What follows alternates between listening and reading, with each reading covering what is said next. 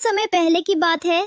खुशहालपुर की पहाड़ियों में बसे एक छोटे से गांव बनफूलपुर में किशन लाल अपनी पत्नी राधा और बेटी पूजा के साथ रहता था। उसके पास एक खेत था जिसमें वह खेती करके अपने परिवार का गुजर बसर करता था।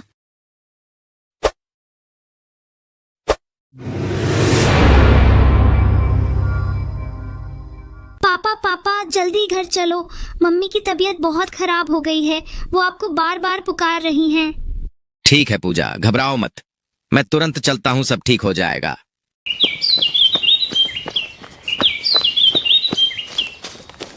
वह घर जाकर देखता है कि उसकी पत्नी की तबीयत बहुत ज्यादा बिगड़ गई है और वह बेहोशी की हालत में पड़ी हुई है। अपनी बीवी की ऐसी हालत देखकर किशन लाल बहुत घबरा गया। उसका दिल डर और चिंता से भर गया और जल्दी जल्दी उसे अस्पताल लेकर जाता है। आपकी पत्नी को एक गंभीर बीमारी है जिसका पूरी तरह से इलाज असंभव है, लेकिन हाँ, कुछ दवाइयां हैं जो अगर इन्हें रोजाना दी जाएं तो उनकी हालत में थोड़ा बहुत सुधार हो सकता है। डॉक्टर साहब, ये दवाइयाँ कहाँ मिलेंगी? दवाइयां तो उपलब्ध हैं, लेकिन वे बहुत महंगी हैं। उनके लिए हर महीने बड़ी रकम की जरूरत होगी। डॉक्टर की ये बातें सुनकर किशन लाल बहुत चिंतित हो जाता है, क्योंकि उसके पास उतने पैसे नहीं थे जिनसे वह उन दवाइयों को खरीद सके। किशन लाल के पास कोई विकल्प नहीं था, तो वह अपनी जमीन का अधिकांश हिस्सा बेच देता है और कुछ पैसे वह गांव के धनी सेठ मंगल राम से ब्याज पर लेता है। राधा के महंगे इलाज और महंगी दवाइयों के कारण किशन लाल की लगभग सारी जमीन धीरे धीरे बिक गई थी और अब किशन लाल के पास खेती करने के लिए जमीन का एक छोटा सा टुकड़ा बचा था। अब किशन लाल के हालात पहले से भी दयनीय हो गए थे। अब उससे अपने परिवार का गुजारा चलाना भी बहुत मुश्किल हो रहा था। उस छोटे से खेत के टुकड़े में इतना भी अनाज नहीं हो पाता था कि घर के लिए खाने लायक अनाज बचाकर सेठ मंगल राम का कर्ज चुका सके। एक दिन सेठ मंगल राम किशन लाल को अपने पास बुलाता है और कहता है, अरे ओ किशन लाल, कर्ज लिए हुए तुम्हें बहुत दिन हो चुके हैं, वापस कब चुकाएगा? तुम जानते हो कि यह ब्याज दिन ब दिन बढ़ रहा है और अब तक तुमने कुछ नहीं चुकाया। सेठ जी, मैं जानता हूँ कि कर्ज चुकाने में देरी हो रही है, लेकिन मेरी हालत बहुत खराब है। मैं जैसे ही थोड़ा सा भी कमा पाऊं, आपका कर्ज चुकता कर दूंगा। कृपया कुछ समय और दें। अरे तेरा तो ये रोज का रोना धोना है। मैंने क्या तुम्हारा ठेका ले रखा है? मुझे नहीं पता, मुझे मेरे पैसे चाहिए।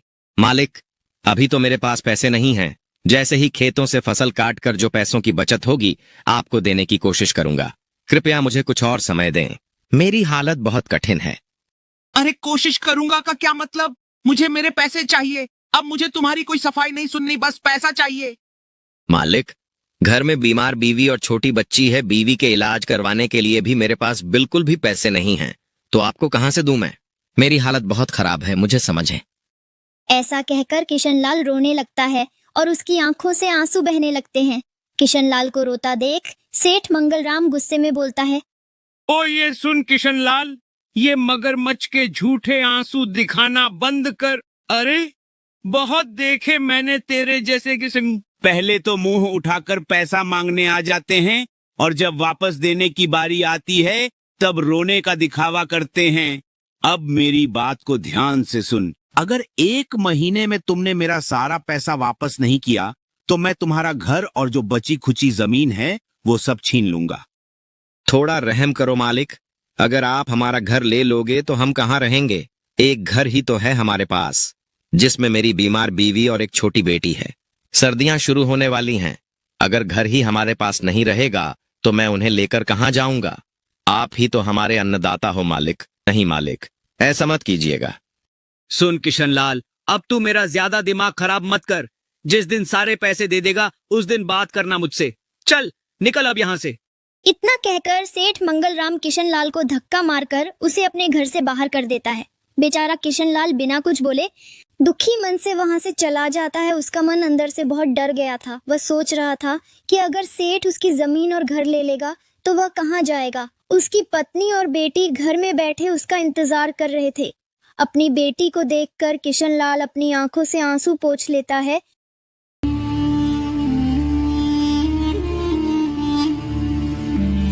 पापा क्या हुआ? आप इतने परेशान क्यों हो? कुछ नहीं बेटा, बस तुम और मम्मी ठीक रहो, यही सोचकर मैं जी रहा हूँ।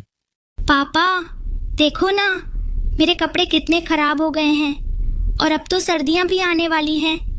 आप इस बार सर्दियों में मेरे लिए अच्छे से कपड़े ले आना। हाँ मेरी बच्ची, तुम फिक्र मत करो। इस साल सर्दियों में मैं तुम्हारे लिए बहुत अच्छे अच्छे कपड़े लेकर आऊंगा। राधा अपने पति किशन लाल को अपनी आंखों से आंसू पोंछते हुए देख लेती है और वह समझ जाती है कि पक्का सेठ नहीं माना है। राधा ने धीरे से पूजा से कहा, अरे पूजा, देखो पापा अभी थक कर आए हैं, उन्हें थोड़ी देर आराम करने दो। तुम जाकर अपनी पढ़ाई करो। पूजा के वहां से जाते ही राधा अपने पति से पूछती है, क्या हुआ? आप बहुत परेशान दिख रहे हो, क्या कुछ मुश्किल हो गई है? कुछ नहीं भाग्यवान, वह सेठ मंगलराम कर्ज के पैसे मांग रहा था। बोल रहा था कि अगर 1 महीने में हमने उसे पैसे नहीं दिए तो वह हमसे हमारा घर और जमीन छीन लेगा। और राधा देखो, सर्दियां भी आने ही वाली हैं। अगर सेठ हमसे हमारा घर और जमीन छीन लेगा तो हम कहाँ जाएंगे? तुम्हारी तबीयत भी ठीक नहीं है और पूजा इतनी छोटी है, मुझे समझ नहीं आ रहा कि हम कैसे जिएंगे। अजी आप चिंता मत करो, सब ठीक हो जाएगा। आज तक हमने किसी का बुरा नहीं चाहा, तो भगवान हम पर इतना निर्दयी कैसे हो सकता है? देखना, कोई ना कोई तो हल निकल ही आएगा। डॉक्टर ने जो दवाई बताई है वो बहुत महंगी है, अब कहाँ से पैसे आएंगे? इससे अच्छा तो भगवान मुझे जल्दी अपने पास बुला ले, ताकि आपकी चिंता हमेशा के लिए खत्म हो जाए। राधा, तू ऐसा क्यों बोल रही है? अभी मेरे पास 1 महीने का समय है ना। तू देखना, मैं सब ठीक कर दूंगा। राधा, अब तू ज्यादा बात मत कर, सो जा, वरना तुम्हारी तबीयत खराब हो जाएगी। और हाँ, किसी चीज की जरूरत हो तो बुला लेना मुझे।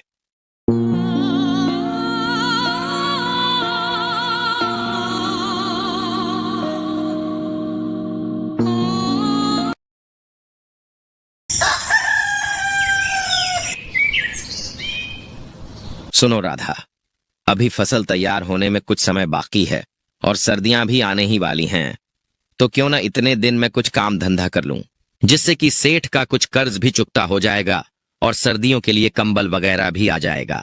ठीक है जी, मैं भी यही बोलने वाली थी आपको कि कुछ काम धंधा कीजिए। घर की मरम्मत भी करवानी है, दरवाजे, खिड़कियां और छत तो लगभग टूट ही चुके हैं। अच्छा ठीक है राधा, अब मैं चलता हूँ। तुम समय पर दवाइयाँ खा लेना और पूजा को मैंने खाना खिला दिया है, तुम उसकी चिंता मत करना। इतना कहकर किशनलाल घर से काम की तलाश में निकल पड़ता है। किशनलाल पूरे गांव में काम का पता करता है। आखिरकार शाम होते होते किशनलाल को सेठ चतुर्मल के यहाँ मजदूरी का काम मिल जाता है।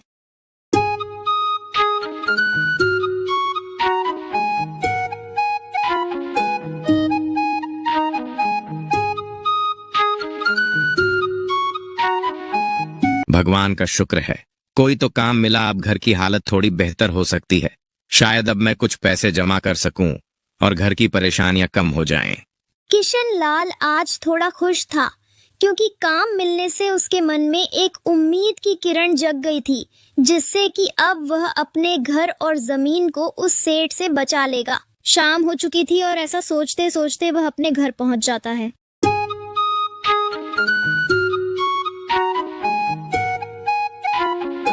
अजी आ गए आप? कोई अच्छा काम मिला क्या?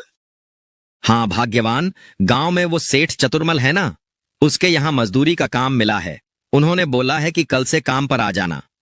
अच्छा जी, सही है फिर तो। चलो अब आप खाना खा लो और आराम करो, बहुत थक गए होंगे।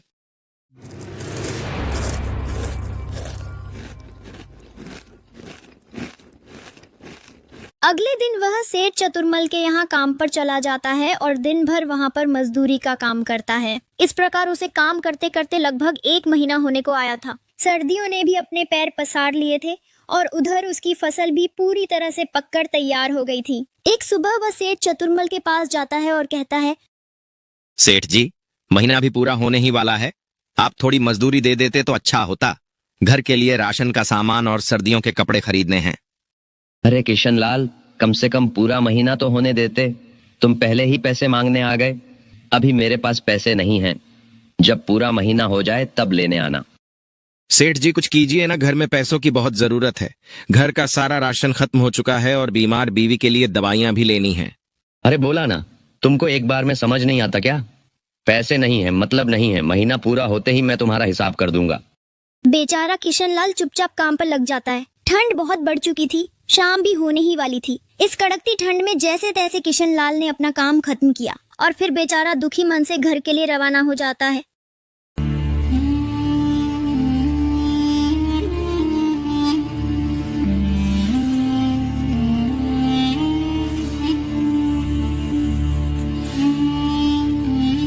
आज इतनी देरी क्यों कर दी आने में, और आपका मुंह इतना उतरा हुआ क्यों है? अरे भाग्यवान, अब क्या ही बताऊं। सेठ चतुर्मल से थोड़े पैसे मांगने गया था घर की जरूरतों के लिए, लेकिन वो तो गुस्से में मुझ पर ही चिल्ला रहे थे। बोल रहे थे कि 1 महीना तो पूरा होने दो, तुम्हारा हिसाब कर दूंगा। अजी, ये ऐसे लोग हमको ही क्यों मिलते हैं? लेकिन आप चिंता मत करो, रामू भैया आज खेत जाकर आए थे और बता रहे थे कि हमारी फसल पककर पूरी तरह तैयार हो गई है। कल आप काम पर मत जाना, फसल की कटाई करना। अच्छा ठीक है भाग्यवान, लेकिन मजदूर को भी तो हक है ना, उसे पैसे समय पर मिलने चाहिए। किसी ने कहा है ना कि मजदूर का पसीना सूखने से पहले उसको उसकी मजदूरी मिल जानी चाहिए, लेकिन ये आजकल के सेठ लोग ये बात क्या ही समझेंगे। अजी, आप ठीक कहते हो, लेकिन क्या कर सकते हैं। चलो रात होने वाली है, अब आप हाथ मुंह धो लो, खाना खाते हैं, फिर सुबह फसल की कटाई करने भी तो जाना है। रात के लगभग 2 बज रहे थे। अचानक मौसम बहुत खराब हो जाता है और जोर जोर से हवाएं चलने लगती हैं। फिर बहुत जोरों से बारिश शुरू हो जाती है। बिजली की तेज गड़गड़ाहट और बारिश की आवाज से किशन लाल की आंख खुल जाती है। हे भगवान, ये कैसी परीक्षा ले रहे हो? सर्दी तो पहले से ही अपना कहर ढा रही थी, अब ऊपर से ये बेमौसम बारिश है। किशन लाल मन ही मन ये प्रार्थना किए जा रहा था कि कैसे भी ये बारिश रुक जाए। ये तेज बारिश लगातार 4-5 दिन से अपना कहर बरसा रही थी। लोग अपने अपने घरों में दुबक गए थे और अब बनफुलपुर में सर्दी पहले से 4 गुना बढ़ चुकी थी। देख रही हो भाग्यवान, ये बारिश तो रुकने का नाम ही नहीं ले रही। हाँ जी, ऊपर वाला ही जाने ये कब रुकेगी। हमारी फसल का भी पता नहीं क्या हाल हो गया होगा। भगवान करे हमारी फसल सही सलामत हो। बारिश को कुछ कम होने दो भाग्यवान, फिर मैं फसल देखने जाऊंगा। जैसे ही बारिश रुकती है, किशन लाल फसल का हाल देखने जाता है। जैसे ही वह खेत पहुंचता है, वह देखता है कि उनका पूरा खेत पानी से भर चुका है और फसल भी पूरी तरह बर्बाद हो गई थी। हे भगवान, ये क्या हो गया? सारी फसल ही बर्बाद हो गई। अब इस कड़कती ठंड में हम क्या करेंगे? हे भगवान, हमारे पास एक कंबल तक खरीदने के पैसे नहीं हैं और कल परसों वहां सेठ मंगलराम भी पैसे लेने आने वाला है। वह दुखी मन से घर लौटता है और राधा को सारी बात बताता है। अब मैं क्या करूं? कैसे मैं तुम लोगों को बेघर होने से बचाऊं? और ऊपर से ये बेमौसम बारिश, जिससे अब तो कड़कती ठंड पड़ने लगी है और तुम्हारी तबीयत भी ठीक नहीं है। मुझे तो कुछ समझ में ही नहीं आ रहा कि मैं क्या करूं। राधा चुपचाप किशन लाल की बातें सुन रही थी। उसे पता था कि अब कुछ नहीं हो सकता। वह जानती थी कि अब हमारा यह घर और जमीन सेठ के हाथों में चला जाएगा और किशन लाल को ये चिंता सता रही थी कि ठंड में अपने परिवार को लेकर कहाँ जाएगा। उस रात बेचारा किशन लाल और उसकी पत्नी बिना खाना खाए ही सो जाते हैं। किशन लाल को दिया गया 1 महीने का समय पूरा हो चुका था और सेठ मंगलराम अपने आदमियों के साथ किशन लाल के घर पहुंच जाता है। किशन लाल, अरे ओ किशन लाल, बाहर आ जल्दी, बहुत ठंड लग रही है। मालिक, आप यहाँ मुझे बुला लिया होता, मैं आ जाता आपके पास। क्यों रे किशन लाल, हो गया पैसे का इंतजाम? नहीं मालिक, मैं अभी पैसे का इंतजाम नहीं कर पाया हूँ। तुझे पता है ना क्या होगा तेरे साथ? मालिक, कुछ दिनों का समय और मिल जाता तो अच्छा रहता। इतनी कड़ाके की ठंड में कहाँ जाएंगे हम लोग? कुछ तो तरस खाइए हम पर मालिक। अरे बहुत समय दे दिया तुमको, तुम भूखे नंगे लोग चले आते हो, पैसा मांगने और पैसा वापस देने के समय पर रोने लगते हो। बहुत हो गया तुम्हारा। अब तू मेरे सामने यह बेचारा बनने का नाटक मत कर। अरे ओ रामू और कालू, बहुत देर हो गई इसको छपड़ छपड़ करते हुए। इसकी बीवी, बच्चे और घर के सारे सामान को बाहर फेंक दो।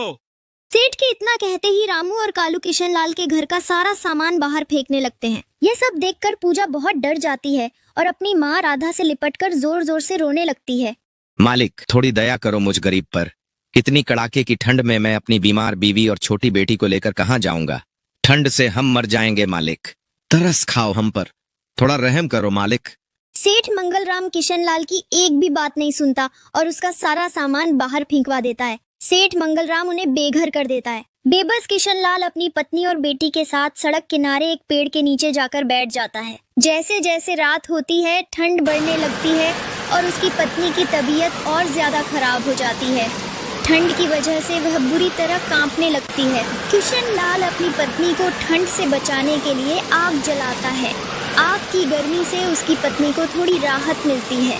किसी तरह उन्होंने वह ठंडी रात गुजारी। सुबह होते ही किशनलाल को नई मुश्किलें सताने लगती हैं। उनके पास न खाने के लिए कुछ था और न ही पत्नी की दवाइयां बची थीं। मजबूर होकर वह मदद मांगने गांव की ओर निकलता है।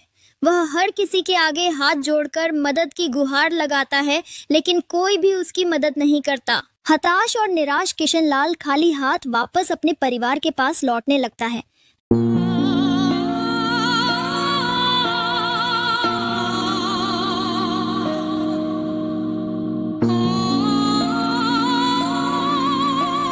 राधा, आज किसी ने मेरी मदद नहीं की। चलते चलते मेरे पैर भी दुखने लगे हैं। राधा, तुम चुप क्यों हो? कुछ बोल क्यों नहीं रही? राधा, क्या हुआ तुम्हें? होश में आओ राधा, मैं तुम्हें कुछ नहीं होने दूंगा। अरे कोई है? मेरी राधा को बचा लो, कोई तो मेरी मदद करो। किशनलाल मदद के लिए आवाजें लगा रहा था, तभी राधा ने अपनी आंखें हमेशा हमेशा के लिए मूंद लीं। वह बेचारी इस बेरहम ठंड के थपेड़ों को सहन नहीं कर पाई। किशनलाल पर तो मानो दुखों का पहाड़ टूट पड़ा।